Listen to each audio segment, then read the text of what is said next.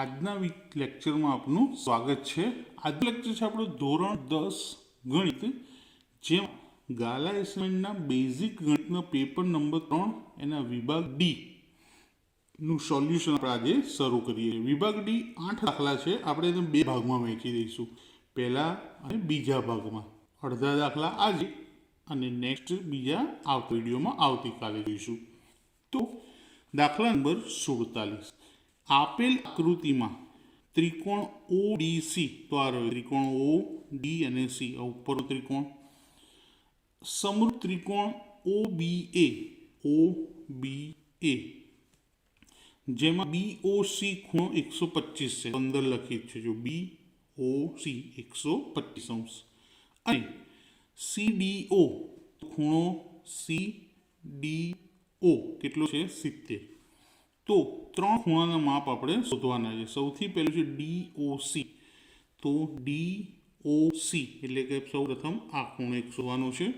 ત્યારબાદ ડીસીઓ, તો ડીસીઓ એટલે કે આ સી ખૂણો પણ આપણે શોધવાનો છે। અને ઓએબી તો આ બે માપ આપ્યા છે, તેના પરથી ત્રણ માપ આપણે શોધવાના છે। તો સૌથી પહેલા તમે જુઓ મિત્રો, ખૂણો બીઓસી 125 અને ડીઓસી બંને જોડે જોડે અને એક જ રેખા પર આવેલા, એટલે રૈખિક જોડ થાય। તો અહીંયા લખીએ કે ખૂણો ડીઓસી વત્તા ખૂણો બીઓસી બરાબર 180, કૌંસમાં લખી દઈએ રૈખિક જોડ। રૈખિક જોડ એટલા માટે કે ખબર પડે કે આ બેનો સરવાળો 180 કેમ થયો।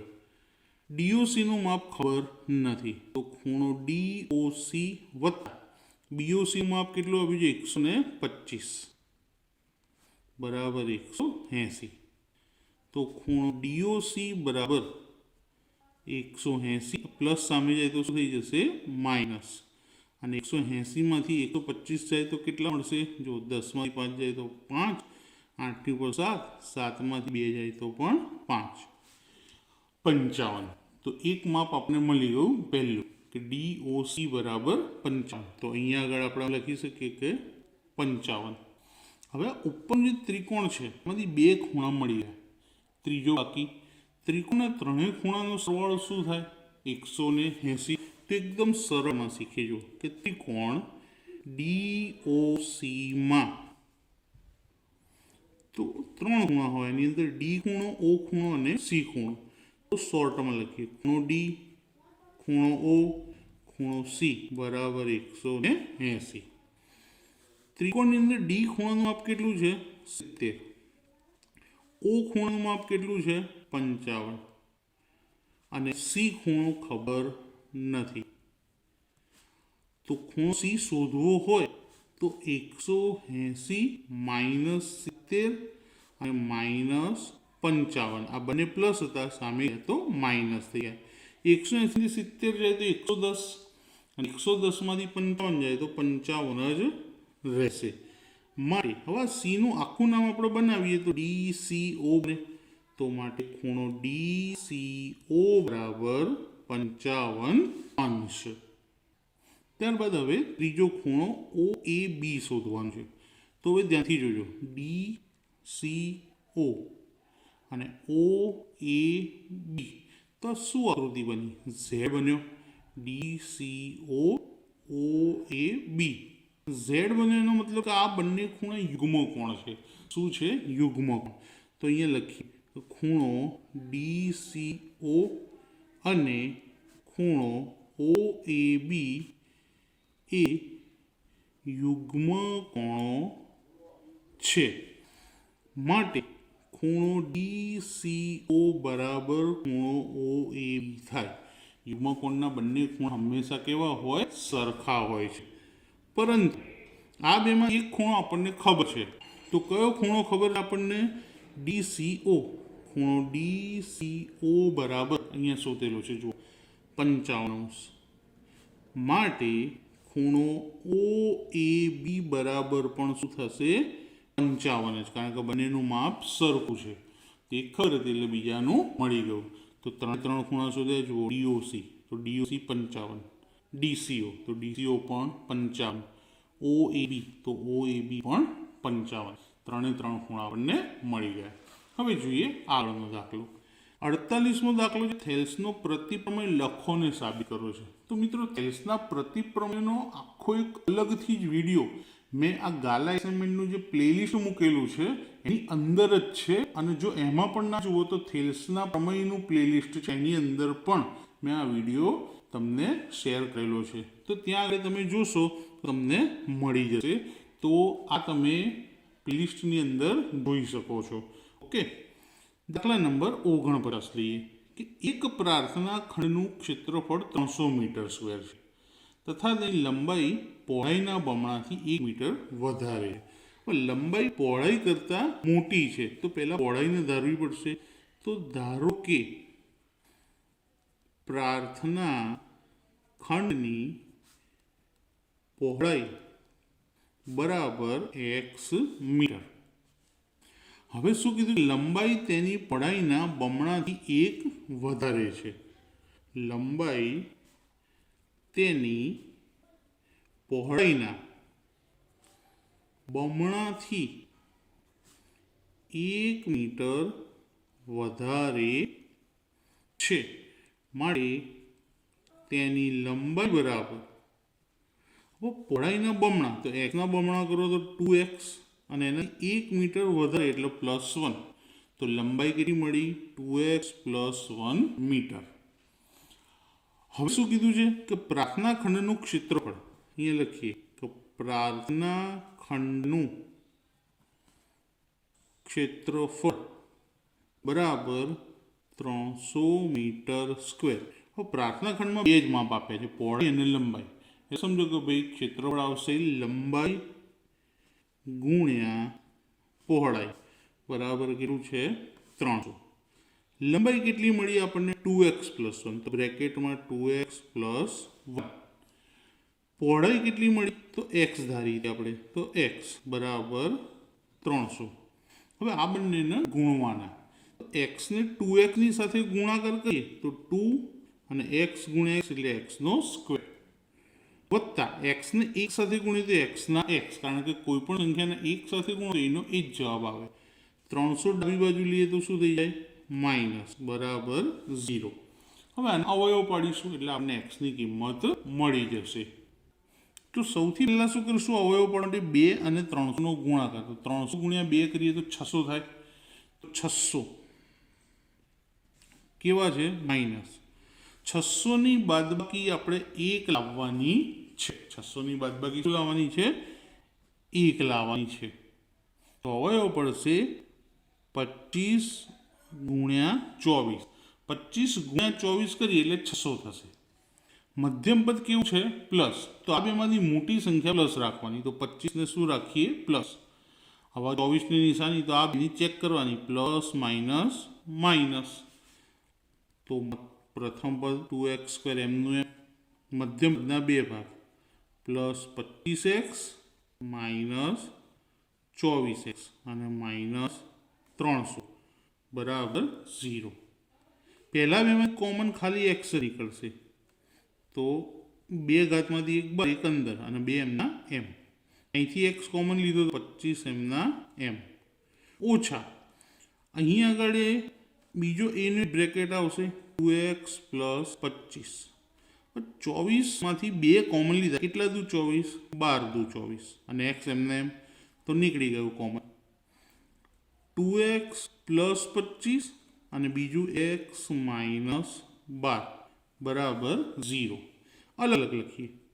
2x + 25 બરાબર 0 અને x - 12 બરાબર 0. પહેલામાં x બરાબર કેટલા આવશે? +25 સામે જાય તો માઇનસ, અને આ બગડો ક્યાં આવે? એના છેદમાં. બીજામાં -12 સામે જાય તો +12. હવે આ જવાબ તો શું થઈ ગયો? અશક્ય, કારણ કે કોઈ પણ ચોરસની લંબાઈ પહોળાઈ માઇનસ હોતી નથી. તો x બરાબર કેટલા? 12 આપણો આન્સર.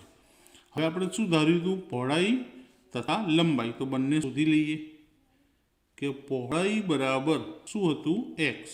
તો x કેટલા આવ્યા? 12 મીટર.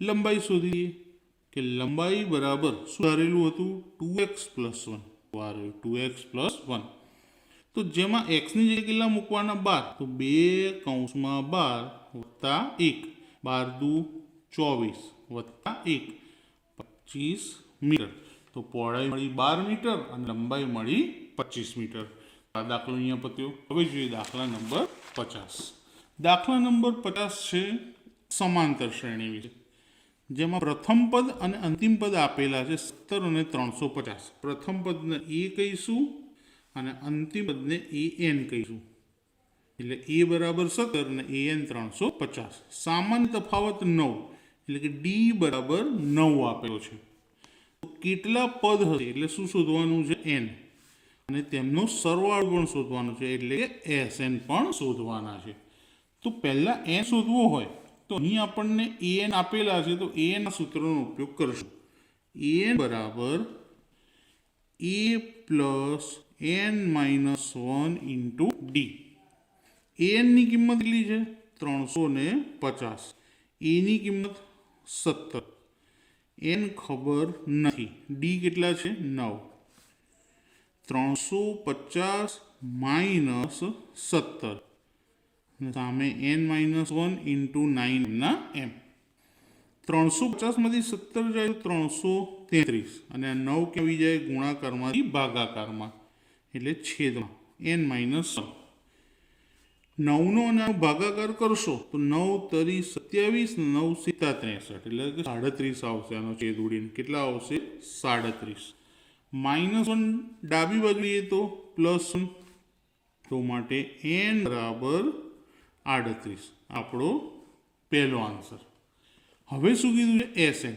એક આન્સર મળી ગયો sn હવે તમને n આપેલા છે તો sn નું કેવું સૂત્ર લખાશે નાનું સૂત્ર n/2 કૌંસમાં a પ્લસ an n કેટલા લેવાના કીધા આપણે 38 કીધા તો 38/2 એની જગ્યાએ 38 a કેટલા છે 17 અને an કેટલા છે 350 કેટલા દુ 38 19 દુ 38 19 અને 350 વત્તા 17 367 હવે આ બંનેનો શું કરવાનો ગુણાકાર હવે આટલો ગુણાકાર તો તમે જાતે કરી શકો કે ના કરી શકો તો આ બંનેનો ગુણાકાર ચલો કરાવી દઈએ 367 ગુણ્યા 19 જો કોઈને એવું લાગતું હોય તો પહેલાં જાતે કરી વિડીયો પોઝ કરી દે અને પછી ચેક કરે એકમની 0 7 એકા 7 6 એકા 6 3 એકા 3 9 સીતા 63 નો તગડો વધી 6 9 છંગ 54 54 ને 6 60 ની 0 વધી 6 9 તરી 27 27 ને 6 33 3 7 9 6 તો 6973 38 પદોનો સરવાળો પણ આપણને મળ્યો તો બંને કિંમત શોધી લીધી આપણે હવે આજના લેક્ચરનો છેલ્લો દાખલો અને સહેલો દાખલો છે ખાલી એક જ પ્રોબ્લેમ થાય છે વર્ગમાં સૌથી પહેલાં તો શું શોધવાનું કીધું છે મધ્યક શોધવા માટે વર્ગ અને આવૃત્તિ આપેલા છે આવૃત્તિનો સરવાળો આપ્યો નથી એ સરવાળો આપણે આપણી જાતે કરવો રહેશે 5 5 10 ને 5 15 ને 5 20 ની 0 વધી 2 2 ને 1 3 4 4 3 7 7 ને 3 10 10 ની 0 વધી 1 1 ને 1 2 ને 1 3 ને 1 4 400 થાય છે હવે મધ્ય કિંમત 50 અને 52 ની વચ્ચે શું આવે તો 51 આવે 53 ને 55 ની વચ્ચે 54 56 58 ની વચ્ચે 57 59 61 ની વચ્ચે 60 અને 62 64 ની વચ્ચે 63 સિમ્પલ બરાબર વચ્ચે જે હોય એને આપણે શું ધારી લઈએ એ બનાવીએ બીજું કે બધી મધ્ય કિંમત એક સરખો ગેપ છે કેટલો 3 3 નો ગેપ છે માટે h બરાબર આપણે શું લઈશું 3 અહીંયા જોશો ને તો સમજણ ઓછી પડશે h પણ મધ્ય કિંમતને ધ્યાનથી જો તો જો 3 ઉમેરો 3 આમાં પણ 3 આમાં પણ 3 એટલે h બરાબર 3 uy ની ગણતરી હોતી નથી જ્યાં a ધાર્યો એની સામે 0 નીચે +1 2 અને એની ઉપર -1 અને એની ઉપર -2 એફઆઈ યુઆઈનું ખાનું છેલ્લું એફઆઈ અને યુઆઈ 15 દુ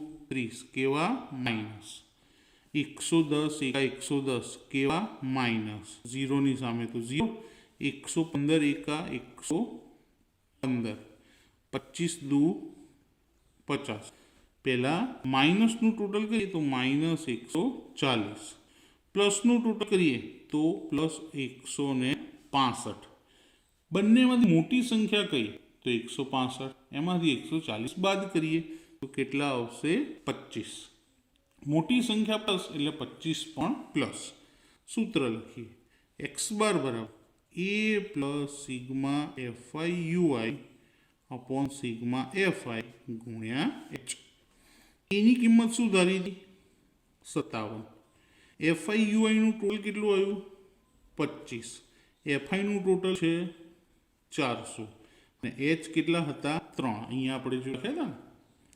57 વત્તા 25 તરી 75 થાય અને જો છેદ ઉડાડવો હોય તો પણ ઉડાડી શકાય પણ છેદ નહીં ઉડાડે તો સરળતા રહેશે 25 તરી 75 છેદમાં 400 57 વત્તા છેદમાં જો 2 શૂન્ય છેલ્લે કેટલા પોઈન્ટ પાસે 2 તો 0.75 ભાગ્યા 4 આ બંનેનો ભાગાકાર કરીએ બાજુમાં 0.75 અને 4 પહેલી તો શૂન્ય એટલે શૂન્ય 4 એકા 4 7માંથી 4 જાય તો 3 ઉપરથી ઉતાર્યા 5 4 ઈઠ્ઠા 32 5માંથી 2 જાય તો 3 અહીંયા 0 કશું ઉતારવા માટે દીધો શૂન્ય કારણ કે પોઈન્ટ મૂકી દીધો છે આપણે ઓલરેડી 4 સિત્તા 28 3 આંકડા આવ્યા ત્રીજો આંકડો 5 કરતાં મોટો છે એટલે આગળ 1 ઉમેરીએ તો 18ના કેટલા થઈ જશે 19 તો શું આવશે 57 વત્તા 0.19 અને બંનેનું ટોટલ કરી દઈએ આપણે તો 57.19 તો કેરીઓની સંખ્યાનો મધ્યક ની આન્સર લખી દઈએ કેરીઓની સંખ્યાનો મધ્યક 57.19 થાય તો મિત્રો આજનો લેક્ચર આપણે અહીંયા પૂરો કરીએ નેક્સ્ટ લેક્ચરમાં આગળના દાખલા તમને શીખવાડી દઈશ ને જો વિડીયો પસંદ આવે તો વિડીયોને લાઈક કરજો તમારા મિત્રોને ફ્રેન્ડ સર્કલમાં શેર કરજો વધારેમાં વધારે અને ચેનલને સબસ્ક્રાઈબ કરવાનું ભૂલતા નહીં જેથી તમને આવા બીજા વિડીયો મળતા રહે થેન્ક યુ